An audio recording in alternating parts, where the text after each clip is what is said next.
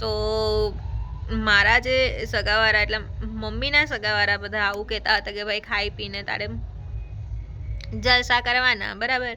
હવે આપણે એક મેડિકલ સ્ટુડન્ટ છીએ તો આપણને એટલું નોલેજ તો હોય ને કે ભાઈ હવે તમારે આ વસ્તુ થયું છે તો તમારાથી નોનવેજ નહીં ખવાય તો આપણે નહીં ખાવાનું ને 6 મહિના સુધી. મારા પપ્પા, મારા નાના, મારા દાદી લોકો તો હવે મારા દાદી પહેલાંથી જ નોનવેજના ખિલાફ હતા, બટ અમે લોકો ખાતા હતા કેમ કે જે ખાય છે એને કોઈ રોકી નથી શકવાનું, બરાબર. તો એના પછી મારા પપ્પાએ કીધું, મારા નાનાએ કીધું કે ભાઈ તું આ વસ્તુ નહીં કર. અને મારા જે છે એટલે હવે નામ નહીં કહું એ લોકોનું બી, કેમ કે એ લોકો બી છે યુટ્યુબ એવું જોઈ છે, બરાબર. તો મમ્મીને ફિશ ખાવાની ઈચ્છા બી થતી હતી એ ટાઈમ પર. તો એ લોકો બધું એમ કોઈ કેર નહીં કરે, બટ એ ટાઈમ પર મમ્મીને એટલી બધી કેર કરવા લાગ્યા ને કે ભાઈ બનાવીને ખવડાવતા હતા. હવે બી કીધું કે ચાલ ભાઈ હવે ઈચ્છા છે તો ખાવા દે, બીજું તો શું, કેમ કે આપણી વાત તો માનતા નહીં હતા. તો કે ભાઈ નોનવેજ ખાવાનું બી ચાલુ કરી દીધું. ઓબ્વિયસલી તમે 6 મહિના સુધી શું કામ એ વસ્તુને ટચ બી કરો છો? નહીં ખાઓ ને, ડૉક્ટરે જ ના પાડી છે, બરાબર. તમે લોકો એ વસ્તુ નહીં કરો એટલું સારું, તમારી હેલ્થ માટે સારું. તો એ ટાઈમ પર મારા મમ્મી મારી એટલી બધી વાત માનેલા નહીં હતા. ધેન આફ્ટર ખાસા ટાઈમ થઈ ગયા, બરાબર, લાઈક બીજા 6 મહિના થઈ ગયા અને મમ્મીની કિમોથેરાપી કન્ટિન્યુ હતી. અને કિમો પટે એવું હતું નહીં, કેમ કે કેન્સરના જે કાઉન્ટ હતા એ જે લેવલમાં હોવા જોઈએ લેવલમાં આવતા જ નહીં હતા. પછી અમે લોકોએ કેશવાળી જે કિમો હતી એ ચાલુ કરી.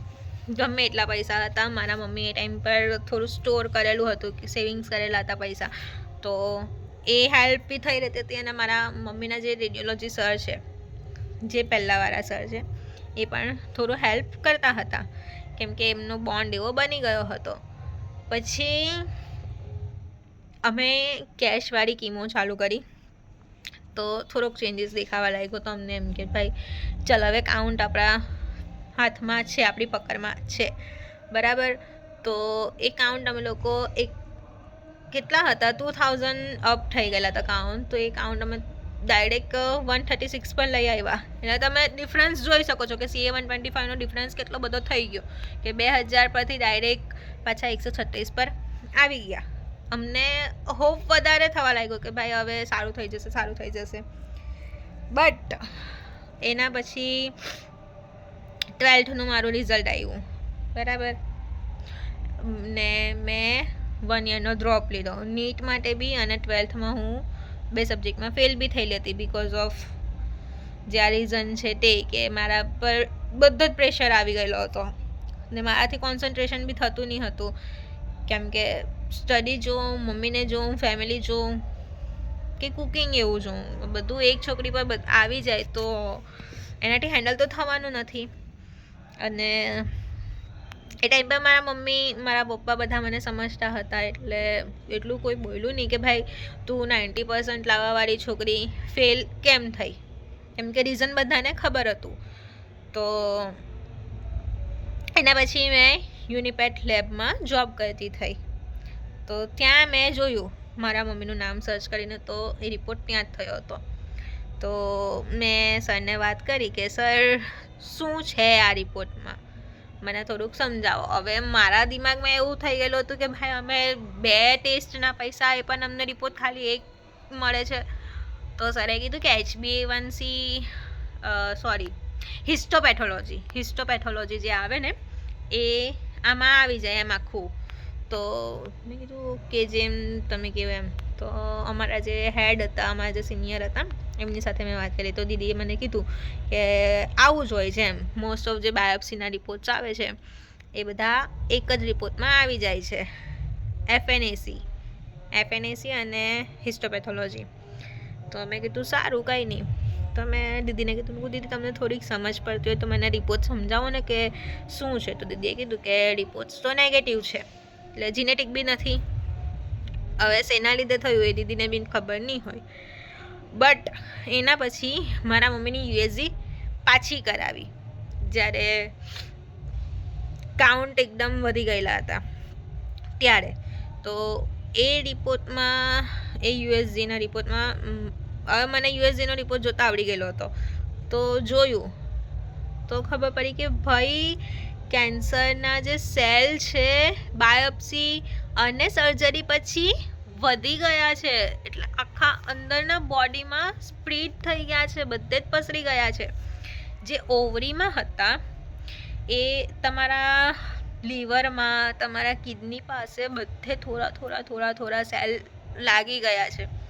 તો મેં મમ્મીને કીધું, મમ્મી નથી કીમો કરાવી, આપણે ચેન્જ કરાવીએ. અને મમ્મીના એક નોન હતા, તો એ અંકલે બી કીધું કે તમે આયુર્વેદિકમાં જાઓ, આયુર્વેદિક દવા આપણી સારી પડે છે એમ. તો અમે આયુર્વેદિક દવા કરાવી. એ આયુર્વેદિક દવામાં હવે એવું હતું કે એમાં તમારે પ્રોપર પાડવું જ પડે, નોનવેજ એવું નહીં જ ખવાય. તો એ ટાઈમ પર મારા મમ્મી વાત માની ગયેલા હતા, બરાબર. ને એ ટાઈમ પર હું જ રસોઈ કરીને ખવડાવતી હતી મમ્મીને. એટલે ડાયટ તો હું પ્રોપર ફોલો કરતી હતી. અને બીજું કોઈ કહે કે ભાઈ કવિતા તારે આ વસ્તુ ખાવું છે, તો હું મોઢા પર ના પાડી દેતી હતી, ભલે તમને લોકોને ખોટું લાગે. મારા માટે મારા મમ્મીની હેલ્થ પહેલાં આવે છે, કેમ કે મારે એમને આ વસ્તુમાંથી બહાર કાઢવા છે ને. તો મેં એ રીતે બધું કરતી હતી કે ભાઈ મારે હવે આ વસ્તુમાંથી કાઢવા જ છે બહાર, મારાથી નહીં જોવાય કે મારા મમ્મી મારા સામે રડે છે, એમને આટલું પેઇન થાય છે કે આજુબાજુવાળા કોઈને કંઈ ખબર જ નથી પડતી. ઇવન મારા ઘરના માણસને બી નથી ખબર પડતી કે આ વ્યક્તિ આટલું જોરથી રડે છે, અડધી રાતે આટલા બૂમ બરાડા પાડે છે, તો બી કોઈને કંઈ ખબર નહીં પડે, બરાબર. અને નેક્સ્ટ ડે મને મોર્નિંગમાં એવો આન્સર મળે છે કે હવે શું આ લોકોને સમજાવવાનું. તમે લોકો મારા મમ્મીની સામે એવું બોલો છો કે ભાઈ કેન્સર આવ્યું છે, કેન્સર એટલે કેન્સર. એ લોકોના શબ્દ આ હતા કે કેન્સર એટલે કેન્સર. પણ તમે લોકો એવું નથી બોલી શકતા કે ભાઈ તને આ વસ્તુ આવી છે તો તું એનાથી સારી થઈ જશે, બરાબર. આપણે એ જ કહીએ ને કે તું હિંમતવાળી છે, તું લડી લેશે. કેમ કે ખાસા બધા સેલિબ્રિટી લોકો હારા થયા જ છે આ વસ્તુથી.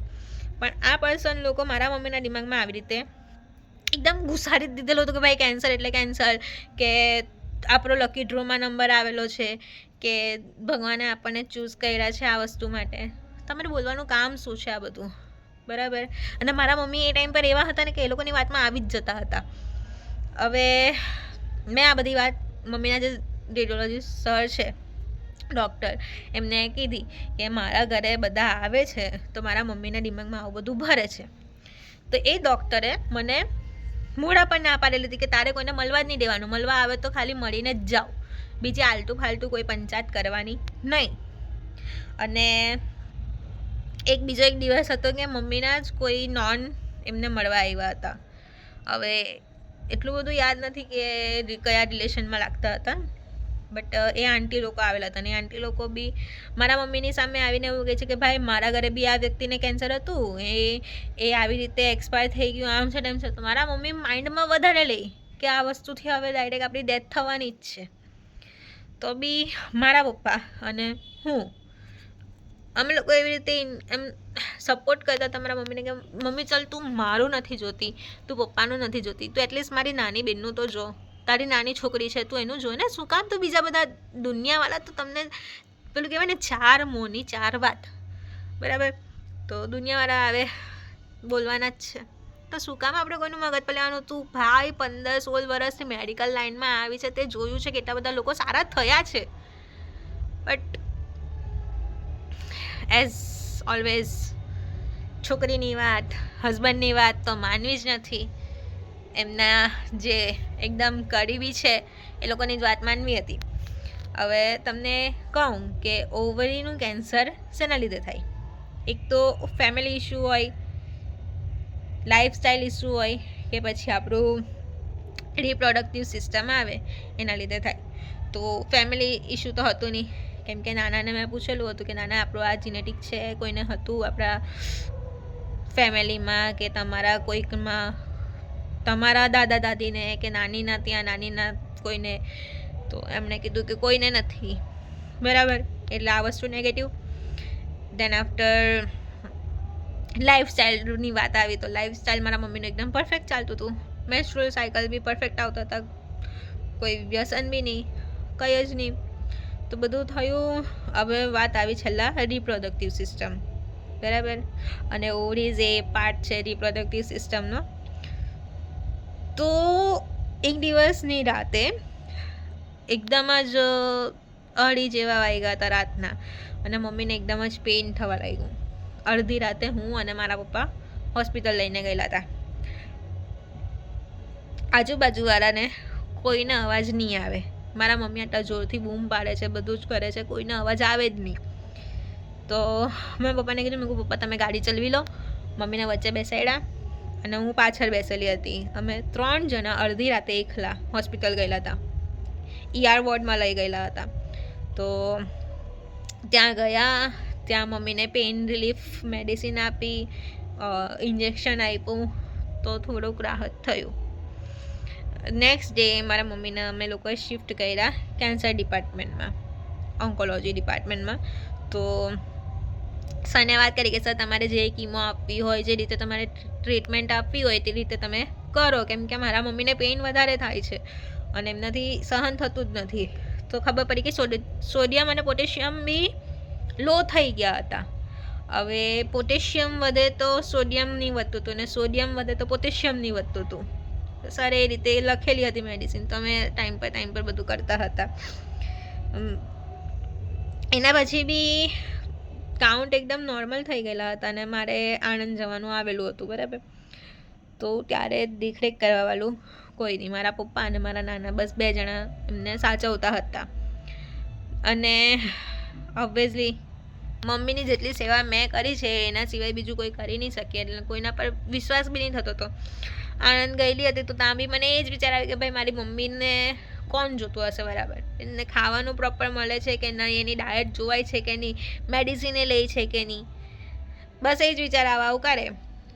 પછી હોસ્પિટલમાંથી જ્યારે ડિસ્ચાર્જ આપેલું હતું એ પછી હું આણંદ ચાલી ગયેલી હતી. તો પાછો નેક્સ્ટ ડે મારા પપ્પાનો ફોન આવ્યો કે ભાઈ ઈસી હવે તું આવી જા. આવી રીતે મારા મમ્મી પૂછતા હતા મારા પપ્પાને કે તમે કોની સાથે વાત કરો છો, ઈસુ સાથે વાત કરો છો, એમ મારા મમ્મી એવી રીતે મને નિકનેમથી બોલાવતા હતા.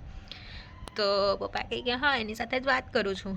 તો મમ્મીએ કીધું કે મને ફોન આપો. તો મારા મમ્મી મને પછી બોલવા લાગ્યા કે ભાઈ તું ત્યાં ભણવા ગયેલી છે તો તું ભણ, તું મારું નહીં જો. પણ મારા પપ્પા મને કહે કે તારે મમ્મીને સારા કરવા છે કે પછી તારે ત્યાં બીજાની વાત માનવી છે એમ. મેં કીધું ના હું આવું છું, કેમ કે મારા પપ્પાને બી ખબર પડી ગયેલી હતી કે આજુબાજુનો આપણો માહોલ સારો છે જ નહીં. કેમ કે લોકો આવીને મારા મમ્મીના દિમાગમાં એ જ ભરતા હતા કે ભાઈ આ વસ્તુથી હવે ડાયરેક્ટ આ જ છે, બરાબર. તો એના પછી બી અમે લોકોએ 68 મહિના ખેંચી લીધા. મારું આણંદ સુરત મારું આખું કોલેજનું ફર્સ્ટ યર એવું જ ગયું છે. ને એટલું સારું હતું કે મારા કોલેજમાં જે મારા પ્રોફેસર લોકો હતા ને એ લોકોને અમે લોકોએ કહી રાખેલું હતું કે ભાઈ મારે આવી રીતે જરૂર પડે, બરાબર. તો એ લોકો અમને રજા બી આપી દેતા હતા. અને લાસ્ટ ટાઈમ બી પાછો અડધી રાતે જ મારા પપ્પાનો ફોન આવેલો હતો કે ભાઈ તું આવી જા હવે સુરત. એ આઈ થિંક 2 વર્ષ પછી કેન્સર ડિટેક્ટ થયાના 2 વર્ષ પછી એકદમ સિરિયસ મેટર થઈ ગયેલી હતી હવે તો. કેમ કે હું આણંદ ચાલી ગયેલી હતી, મારી એક્ઝામ બી ચાલુ થવાની હતી જસ્ટ. અને ઓબ્વિયસલી મારે સ્ટડીમાં બી ફોકસ કરવું પડે, કેમ કે મારા મમ્મીનું સપનું છે એ વસ્તુ કે મારે જે ભણવાનું એ ભણવાનું જ છે, બરાબર. તો પપ્પાનો ફોન આવ્યો કે ભાઈ તું હવે કાલે આવી જ જા, આ ફાઇનલ કોલ છે તારા માટે. મેં મમ્મીને એ ટાઈમ પર એ વીક આખો મેં મારા મમ્મીને એટલા મેસેજ કરતી હતી, સવારે કોલ કરતી હતી, પણ જે રીતનું હસી મજાકવાળો જે ફેસ હતો ને એ ક્યાંક ને ક્યાંક આમ અંદર મૂંઝવાયા કરતું હતું. મેં કીધું મમ્મી હવે ફોન રિસીવ નથી કરતા, મારી સાથે એટલી વાત નથી કરતા, મને મેસેજ બી નથી કરતા, બધું થયું શું છે. તો ખબર પડી કે ભાઈ મમ્મીને એ આખા વીકમાં બી વારે ઘડી અડધી રાતે બી હોસ્પિટલ લઈ જતા હતા, પાછા ઘરે લાવતા હતા, હોસ્પિટલ લઈ જતા, કેમ કે ફ્લુઇડ એટલું બધું ભરાતું હતું. મેં કીધું વાંધો નહીં હવે હું આવું છું. મને ખબર પડી ગઈ કે ભાઈ હવે મમ્મી એટલું બધું આપણી સાથે છે નહીં. તો હું ડાયરેક્ટ પહેલાં હોસ્પિટલ ગયેલી હતી. ત્યાં સરને વાત કરી કે સર હવે છે શું, તમે મને ફાઇનલ કોલ જે છે એ કહી દો. તો સરે કીધું કે ભાઈ હવે જે છે ત્યાં જ છે, તારે સાચવવું જ પડશે એમ. મેં કીધું સર બીજું કોઈ કીમોથેરાપી કે કોઈ મેડિસિન કંઈ પણ હોય તો હું એ બધું કરવા રેડી છું. કેમ કે એ ટાઈમ પર અમે સ્ટેબલ હતા, એ ટાઈમ પર સેવિંગ્સ બી મારી બી પોતાની હતી. તો મેં કીધું કે કંઈ બી થાય મારે આમાંથી કાઢવા જ છે મમ્મીને. તો સર મુંબઈમાં જે ટાટા મેમોરિયલ છે તો એમાં બી કીધું સરે મમ્મીને કે તારે ત્યાં જવું છે, આપણે તારી ટ્રીટમેન્ટ ત્યાં ચાલુ કરાવી દઈએ. મારા મમ્મી એકના બે નહીં થાય, મારા મમ્મીને એમનું ફેમિલી વધારે મેટર કરતું હતું. એટલે મેં કીધું છોડ, હવે મમ્મી બી માનતા નથી, કરવાનું શું. લાસ્ટ એ આખું અઠવાડિયું અમારું એવું ખતરનાક ગયું છે ને કે ભાઈ નહીં જોવાય એ વસ્તુ. એટલા મમ્મી રડે, એટલા અદાય, એમને ગરમી એવી નીકળે કેમ કે આટલી બધી કીમોથેરાપી બી લીધી હતી. આખા આમ સૂતેલા હોય તો બી આમ બોડીમાંથી વરાળ નીકળતી હોય ને એવું આપણને લિટરલી દેખાય. અને એ ટાઈમ પર મારા મમ્મીને મારા અને મારા પપ્પા સિવાય કોઈ દેખાતું જ નહીં હતું. તો મેં ને મારા પપ્પા જેટલી મસ્તી કરતા હતા કે ભાઈ ગમે તે કરીને આને ખુશ તો રાખવી જ છે, બરાબર. તો એના પછી